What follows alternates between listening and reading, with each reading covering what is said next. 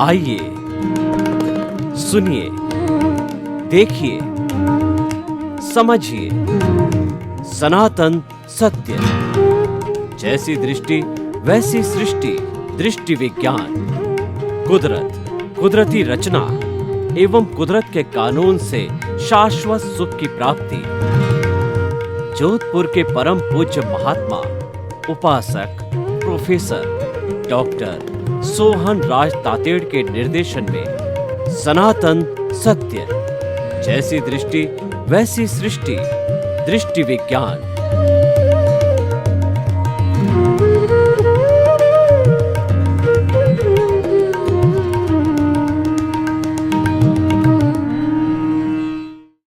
भाई और बहनों, मातृशक्ति को नमन। आज का हमारा बहुत सुंदर विषय विज्ञान एवं अध्यात्म। किसी भी वस्तु के सुव्यवस्थित ज्ञान को विज्ञान कहते हैं। चाहे वह वस्तु चेतन है चाहे जड़ है, उसके सुव्यवस्थित ज्ञान को विज्ञान कहते हैं। और विज्ञान हर चीज का हो सकता है। जीवन का विज्ञान, लाइफ स्टाइल का विज्ञान, व्यापार का विज्ञान, राजनीति का विज्ञान, खाने का विज्ञान, खाना पकाने का विज्ञान, पढ़ने का विज्ञान, सोने का विज्ञान। क्योंकि सुव्यवस्थित ज्ञान है, वो तो कॉमन है, वो तो हर एक पर लागू होता है। इसीलिए विज्ञान एक कॉमन टर्म है। लेकिन हमारी बोलचाल की भाषा में विज्ञान को हमने भौतिक विज्ञान के रूप में देखा। और मेन बात यह है कि हमारी वेस्टर्न कल्चर है वह विज्ञान पर काम करती है, वो भौतिक वस्तुओं पर काम करती है। वो जो लेबोरेटरी में काम किया जाता है वेस्टर्न सिविलाइजेशन के जो है वो वैज्ञानिकों के द्वारा वो भौतिक पदार्थों पर कार्य किया जाता है। लेकिन जो अध्यात्म है वह ये जो हमारा शरीर है, मानव शरीर है, उस पर काम किया जाता है। दो बेसिक डिफरेंस है। एक तो मानव शरीर की लेबोरेटरी बनती है और एक चूना पत्थर ईंट से बना के जो भवन बनाया जाता है वह लेबोरेटरी होती है। उसमें जिन वस्तुओं पर काम किया जाता है वो भौतिक होती है, जड़ होती है। जड़ और चेतन में बेसिक डिफरेंस क्या है कि जड़ तो गलन मिलन धर्मा है, टूटता है, जुड़ता है, उसके अंदर पूर्ण और गलन होता है और उसके अंदर चेतना नहीं होती।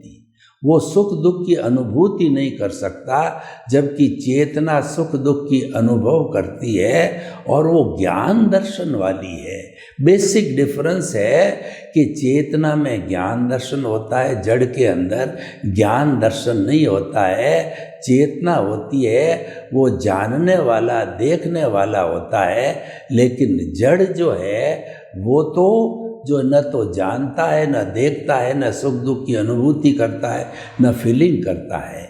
ये डिफरेंस है। तो भाई और बहनों, सबसे पहले हम भौतिक विज्ञान को लेता है।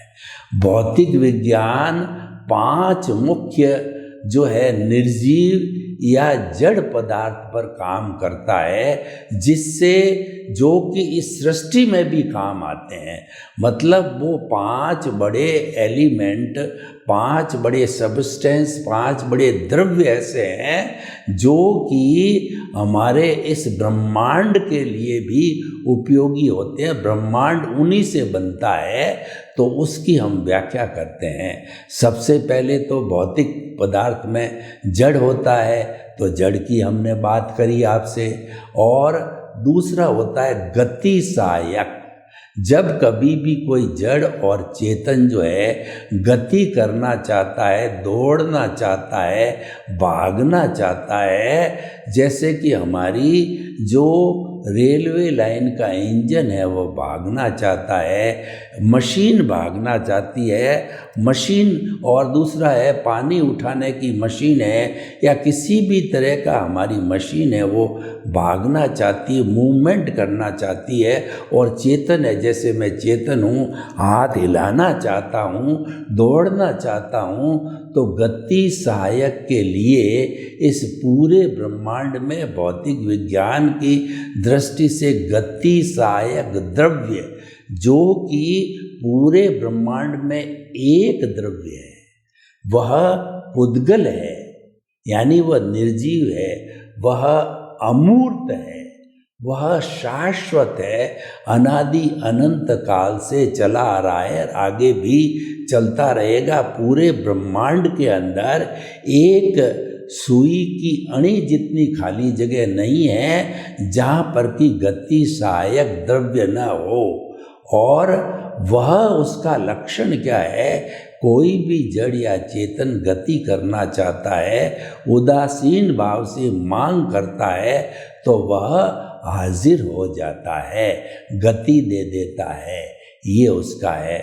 और ठीक इसी तरह से हमारा जो स्थिति सहायक है, इसके विपरीत अगर कोई जड़ या चेतन गति करता करता रुकना चाहता है, एक पथिक जो है वो गर्मी के अंदर ट्रेवलिंग कर रहा है और वो चाहता है कि मैं जो है अब थोड़ा रेस्ट करूं पेड़ के नीचे, तो यानी वह रुकना चाहता है, गाड़ी रुकना चाहता है, मैं हाथ हिला रहा हूँ, हाथ को स्थिर करना चाहता हूँ, तो स्थिति सहायक के रूप में ठीक उसी तरह से गति सहायक है, एक द्रव्य है, पौद्गलिक है, अमूर्त है, शाश्वत है, और एक सुई अणी जगह भी खाली नहीं है ब्रह्मांड में जहाँ वो मौजूद नहीं हो। और इसका जो लक्षण है वो स्थिति, यानी कोई भी चीज़ मोशन वाले को रोकना, मोशन वाले को स्थिति के अंदर लाना है, वो इसका लक्षण है। और वह उदासीन भाव से डिमांड करते ही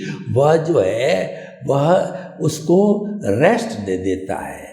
पांचवा जो तत्व, जो चौथा जो तत्व जो हमारे इस भौतिक विज्ञान से जुड़ा हुआ है वो है टाइम तत्व। टाइम हमको वर्तना देता है। अभी 5 बजे हैं, कार्यक्रम 10 बजे प्रारंभ होगा, ट्रेन रात को 11 बजे आती है, तो ये टाइम का जो छोटा से छोटा जो रूप है, घटक है, वो हमारा जो है समय है। वो हम पलक जपते हैं जब असंख्य समय निकल जाते हैं, और उससे बड़ा हवालिका होता है, फिर सेकंड होता है, मिनट होता है, घंटे होते हैं, रात होता है, दिन होता है, और पक्ष होता है, मास होता है, और अपना वर्ष होता है, शताब्दी होती है, और जो है वो अवसर्पिणी काल, उत्सर्पिणी काल होकर के, और 10 करोड़ सागर का एक काल चक्र बनता है, जो कि समय की सबसे बड़ी इकाई होती है। तो इस तरीके से समय हमें वर्तना देता है। उससे हमको मालूम पड़ता है कि सूर्य इतने बजे उदेगा, चंद्रमा इतने बजे उगेगा, और इस समय में ये टाइम हुआ है, इत्यादि इत्यादि। और जो 5वां जो द्रव्य है वो है आकाश द्रव्य। आकाश द्रव्य जो है हमें अवगाहना देता है। अवगाहना का अर्थ ये हो गया कि हम स्थिर खड़े रह सकते हैं, सो सकते हैं, बैठ सकते हैं। अगर मान लो अवगाहना न हो, जैसे मैं बैठा हूँ तो मैं 2 फुट बाई 6 फुट की जगह घेर रहा हूँ, 2 बाई 3 की ये टेबल जगह घेरी है, ये कैमरा फुट बाई 2 फुट की जगह घेर रहा है। इस तरीके से हर वस्तु वह उस आकाश के अंदर अपना जो अस्तित्व बना करके और वहाँ पे रहती है, वो अवगाहना कहलाती है। तो भाई और बहनों, जो ये जो अवगाहना जो है न होती, आकाश न होता, तो मैं आप पर पड़ता, आप मेरे पे पड़ते, आपाधापी होती, हम कहीं स्थिर नहीं रह सकते, बैठ नहीं सकते, घर नहीं बना सकते। ये अवगाहना देने वाला आकाश है। ये 5 जो मुख्य द्रव्य है, इन 5 द्रव्य में विश्वास करने वाला वह हमारा भौतिक विज्ञान है। और ये 5 द्रव्य जो है हमारे इस कॉस्मॉस को बनाने वाले, फॉर्मेशन करने वाले घटक है। अब मैं अध्यात्म विज्ञान की बात करता हूँ, तो अध्यात्म का अर्थ होता है भीतर की ओर जाना। तो भीतर जाने से हमारे प्रभु का साम्राज्य मिलता है, चेतना का साम्राज्य मिलता है, और वो साम्राज्य बिल्कुल आपका प्राइवेट साम्राज्य होता है। उसमें एक परिंदा भी पर नहीं मार सकता। आपकी कितनी प्रिय पत्नी भी क्यों नहीं हो, वह भी आपके भीतर की जगत में एंट्री नहीं ले सकती। भीतर के जगत में आप और आपका भगवान, आपका प्रभु, आपका ईश्वर होता है। स्व से बात करो, सेल्फ रियलाइजेशन करो, स्व निरीक्षण करो और स्व परीक्षण करो। स्वयं से बात करो और स्वयं को रिझाओ, स्वयं से आशीर्वाद लो और स्वयं के साथ में एक मेक हो जाओ। ये अध्यात्म है। भीतर का जगत मंद आँखों का जगत है, अध्यात्म का जगत है, क्योंकि उसके अंदर चेतना रहती है और चेतना रहने के कारण वो चेतनामय जगत होता है। तो ये अध्यात्म का एक तत्व, जो 5 तत्व भौतिक जगत के हैं, उसके साथ के अंदर चेतना कहिए, आत्मा कहिए और उसके साथ में जीव कहिए, उसको जोड़ दिया जाए तो ये अध्यात्म विज्ञान बन जाता है। यानी कि विज्ञान है वो अध्यात्म की एक ब्रांच है। दोनों पूरक है एक दूसरे के, दोनों कॉम्प्लीमेंट्री है, दोनों को एक दूसरे के सहयोग करते हैं और दोनों का काम एक दूसरे के बिना नहीं चलता है। क्योंकि ये कॉस्मॉस में 5 जड़ पदार्थ हो और छठा जो है ये हमारी चेतना नहीं हो तो वहाँ पर जीवन नहीं हो सकता। और हमारी चेतना के लिए हम कहते हैं ये पुनर्जन्म करती है और इस पे कर्म का सिद्धांत लागू होता है, आत्मकृतित्ववाद लागू होता है, सुख दुख की अनुभूति होती है, कर्मों का भुगतान होता है। ये सारी व्यवस्था जो है अगर आत्मा ही नहीं हो तो इस चीज़ों का कोई अर्थ ही नहीं है। इसीलिए आत्मविज्ञान यानी कि एक पूरा अलग से विषय बन गया जिसको अध्यात्म विज्ञान कहा जाता है। तो आत्मा का जो है ये सारा विषय है, होने के कारण जो है ये अध्यात्म विज्ञान बना है और ये पूर्ण है। अध्यात्म के बिना विज्ञान अधूरा है और विज्ञान के बिना जो है अध्यात्म अधूरा है। हम इसको यूं भी समझ सकते हैं कि अध्यात्म दिशा देता है और विज्ञान गति देता है। यानी भी कोई भी मोशन करना हो तो विज्ञान का सहारा लिया जाता है और दिशा लेनी हो तो अध्यात्म का सहारा लिया जाता है। हमारी एक कार होती है, कार के अंदर एक पैडल होता है, पैडल दबाते हैं तो हमारी गाड़ी को गति मिलती है। 50 की स्पीड, 60 की स्पीड, 100 की स्पीड, 150 की स्पीड मिलती है। तो ये तो हमारा विज्ञान हो गया। और जब अगर इसके साथ में, पैडल के साथ में स्टीयरिंग न हो तो आप जान सकते हो कि अकेली गति से क्या होगा, वह तो कार एक्सीडेंट कर लेगी। इसलिए उसको बायां दायां रोकना वगैरह धीरा करने के लिए स्टीयरिंग की आवश्यकता होती है। जो स्टीयरिंग होती है दायां बायां करके दिशा देती है। तो कार में जो स्टीयरिंग है वो अध्यात्म है और जो हमारा गति देने वाला पैडल है वो है हमारा विज्ञान है। तो इसलिए भाई और बहनों, हम आपको ये बताना चाहते हैं कि जो अध्यात्म विज्ञान मिलके ही इस सृष्टि की रचना होती है।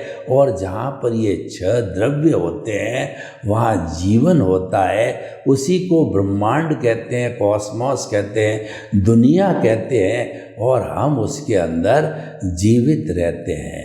तो भाई और बहनों, देखिए, हम इसको इस रूप में भी देख सकते हैं कि जो जड़ पदार्थ है वो तो साधन है, और जो चेतन है वह साध्य है।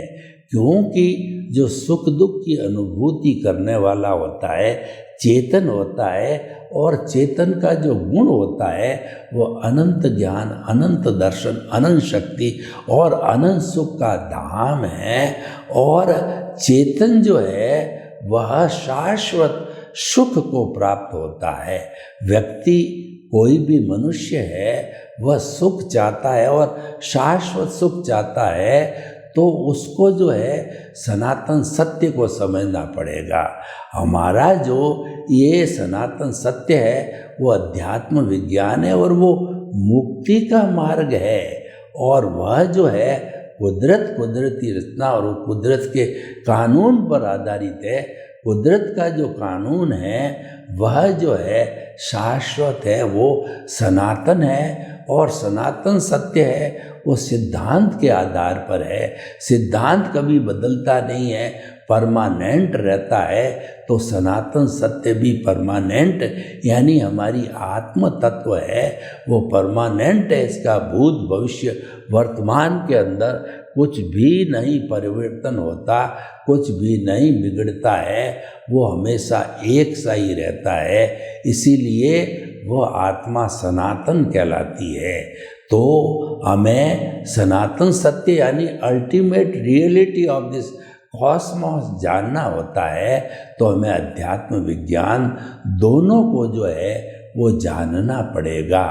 अध्यात्म विज्ञान को जानने से जो है सबसे बड़ा लाभ ये होता है, ब्रह्मांड के रहस्यों को पता लगाना, किसी ब्रह्मांड जो है कितना बड़ा है। ऐसा कहा जाता है कि जे पिंडे ते ब्रह्मांडे, जे ब्रह्मांडे ते पिंडे। अगर पूरे ब्रह्मांड को समझना है तो मानव शरीर को समझ लो। मानव शरीर पूरे ब्रह्मांड का प्रतिनिधित्व करता है, उसका रोल मॉडल है। तो हमारे शरीर के अंदर वही फंक्शन है, वही गुण है जो सारे ब्रह्मांड में है। ब्रह्मांड जो है वो सतोगुण, तमोगुण और जो है रजोगुण से ओतप्रोत है। तमोगुण होता है वह अंधकार स्वरूप होता है, वह अज्ञान स्वरूप होता है। तो हमारे शरीर में भी तमोगुण है, वो अज्ञान स्वरूप है, वो कार्बन शरीर है, वो लिंग शरीर है, जो कि हमारी आत्मा को जन्म जन्मांतर के अंदर भटकाता रहता है अलग अलग योनियों में। और जो भटकन है वही दुख का कारण है। बार बार जन्म लेना दुख का कारण है।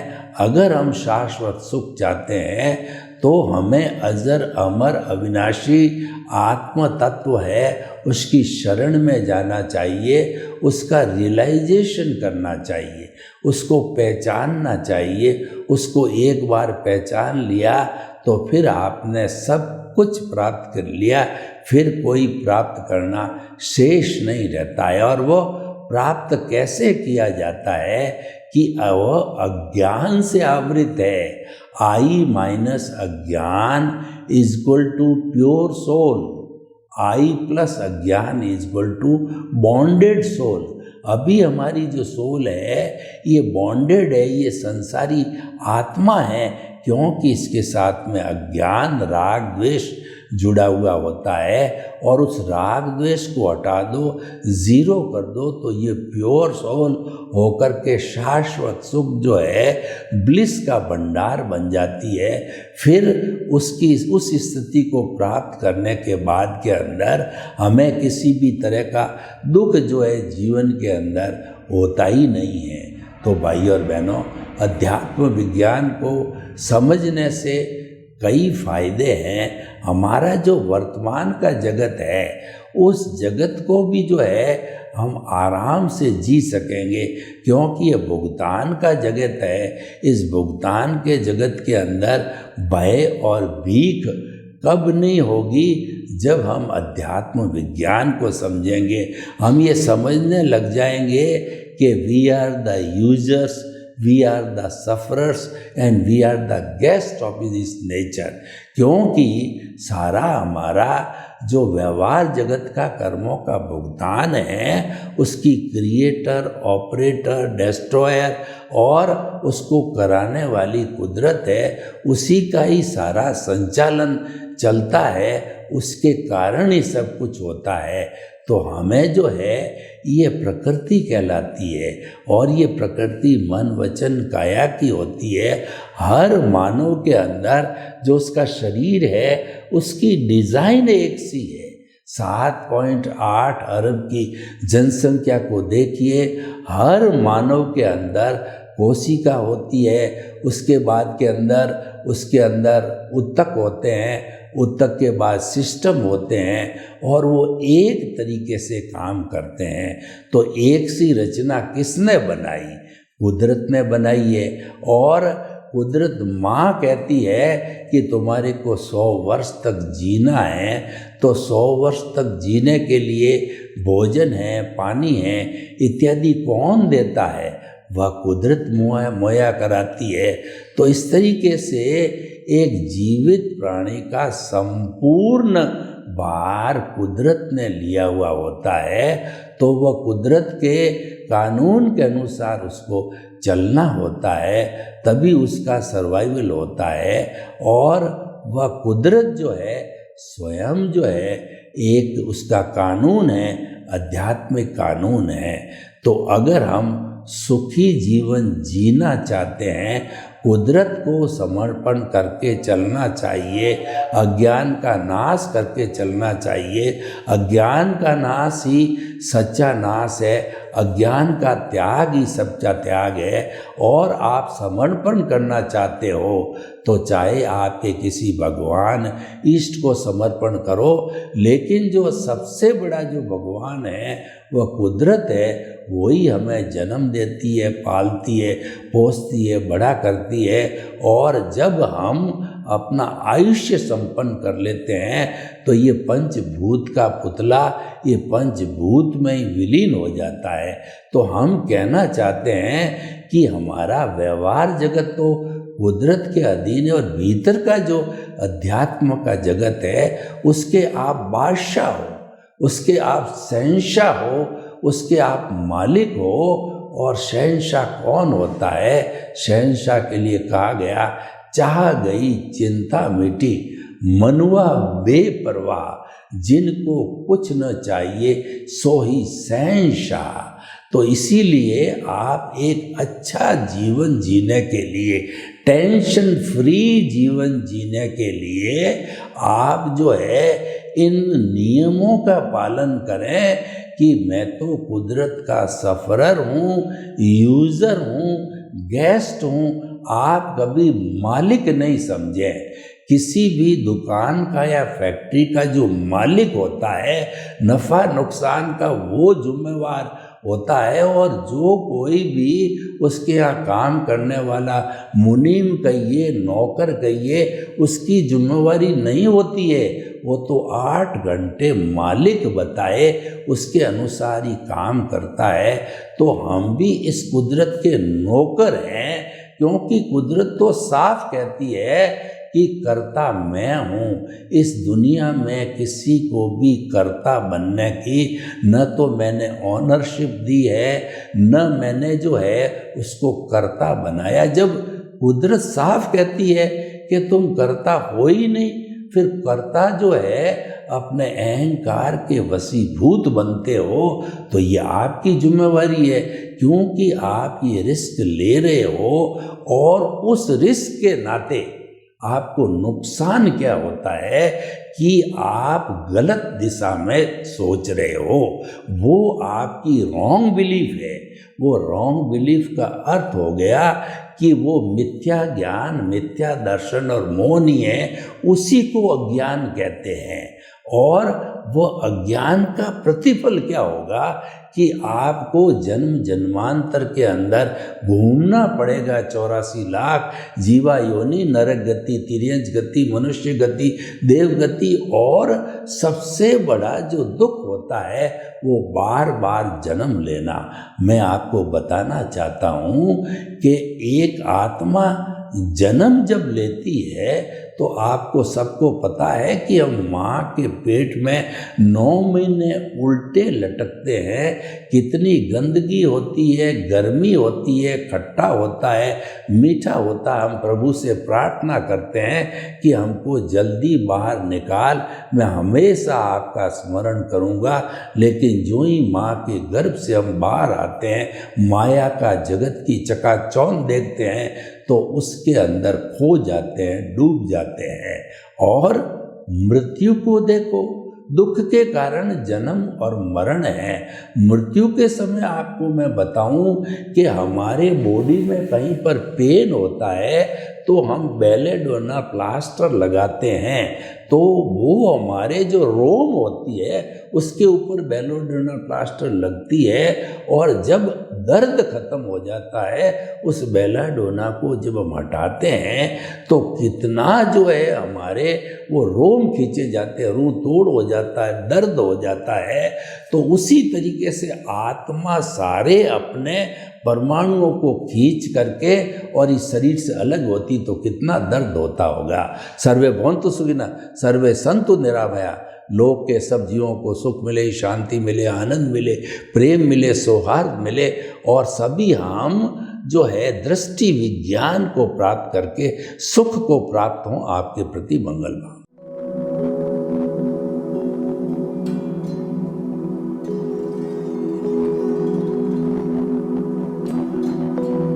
एक ऐसा अंतर्राष्ट्रीय ख्याति प्राप्त मानव जो गुरु प्रेरणा से पिछले 20 वर्षों से वानप्रस्थ जीवन जीते हुए 24 घंटे मानवता की सेवा में संलग्न है। एक ऐसा मानव जो अभी राष्ट्रीय, अंतर्राष्ट्रीय टीवी चैनलों पर 7,500 एपिसोड के माध्यम से सनातन सत्य, आत्मविज्ञान एवं पुनरुत्थान, व्यवहार एवं निश्चय जगत के जीवनोपयोगी विषयों पर हृदय स्पर्शी प्रवचन कर चुका है। उस मानव का नाम है महात्मा उपासक प्रोफेसर डॉक्टर सोहन राज तातेड़। प्रोफेसर तातेड़ द्वारा योग, दर्शन, शिक्षा विषयों पर रचित पीएचडी स्तर के 250 शोध ग्रंथ भारत के 100 प्रतिष्ठित विश्वविद्यालयों में शोधार्थी पढ़ रहे हैं तथा वे सभी शोध ग्रंथ वहां की सेंट्रल लाइब्रेरियों में उपलब्ध हैं। महात्मा सोहन राज ने अभी तक हजारों स्कूलों, कॉलेजों, विश्वविद्यालयों एवं संस्थाओं में सेमिनार, वर्कशॉप, कैंप लगाकर लाखों विद्यार्थियों को योग, दर्शन, शिक्षा का प्रशिक्षण देकर उन्हें सुसंस्कारित किया। डॉक्टर तातेड़ ने भारतीय संस्कृति उत्थान के 4000 से अधिक समसामयिक विषयों पर आर्टिकल लिखकर ऑनलाइन जर्नल, पत्रिकाओं, वेबसाइट्स पर प्रकाशित किया, जिसका उपयोग लाखों पाठक कर रहे हैं। उपासक तातेड़ के 5000 से अधिक आज का सुविचार, आज का शुभ संदेश, आज का मंगल भावना योग आदि चिंतन websites, Twitter, blogger, Facebook, YouTube माध्यमों से लाखों लोग अपना जीवन निर्माण कर रहे हैं। मानवता के मसीहा ऐसे महामानव महात्मा सोहन राज तातेड़ के प्रोफाइल को अभी तक विश्व के 20 लाख दर्शक यूट्यूब पर, 12 लाख गूगल पर एवं लाखों दर्शक फेसबुक, ब्लॉगर, ट्विटर और इंस्टाग्राम पर देख चुके हैं।